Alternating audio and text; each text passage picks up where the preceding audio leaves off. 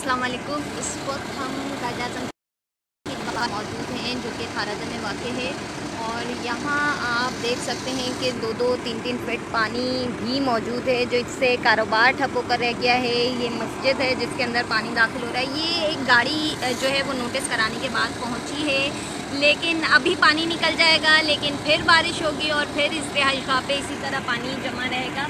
और ये कोई नई बात नहीं है, हमेशा हर साल इसी तरह पानी जमा होता है। और ये पानी जो है इसमें गटर खोल दिए जाते हैं, जो कि मैं आपको बताऊं कि इसमें सीवरेज का पानी मिक्स हो जाता है बारिश के साथ साथ, और गटर खोलने के बाद जो है ये पानी का सिलसिला जो है वो बढ़ जाता है, जिससे 2-3 बल्कि 4 फीट भी पानी जो है वो जमा होता है।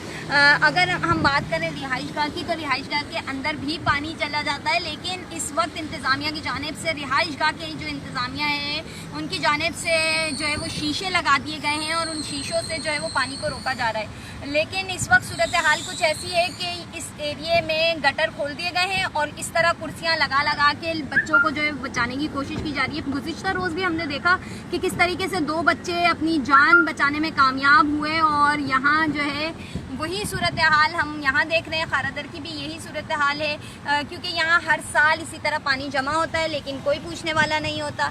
जिसने आपको पाकिस्तान दिया है वो भी आज पानी की नज़र होते हुए दिखाई दे रही है, उसकी रिहाइश का भी, लेकिन कोई पूछने वाला नहीं है। बल्दियाती इदारे, सिंध हुकूमत, और सिंध हुकूमत जो है वो बल्दियाती इदारों को कहती हुई हमें दिखाई देती है। ये सब आपस में ज़बानी जमा खर्च करते तो दिखाई देते हैं, लेकिन बात सिर्फ इतनी है कि कोई काम करने को तैयार नहीं है। एक दूसरे को तनकीद का निशाना बनाना और आवाम को जो है वो मुश्किल का सामना है, लेकिन कोई पूछने वाला नहीं है। जी।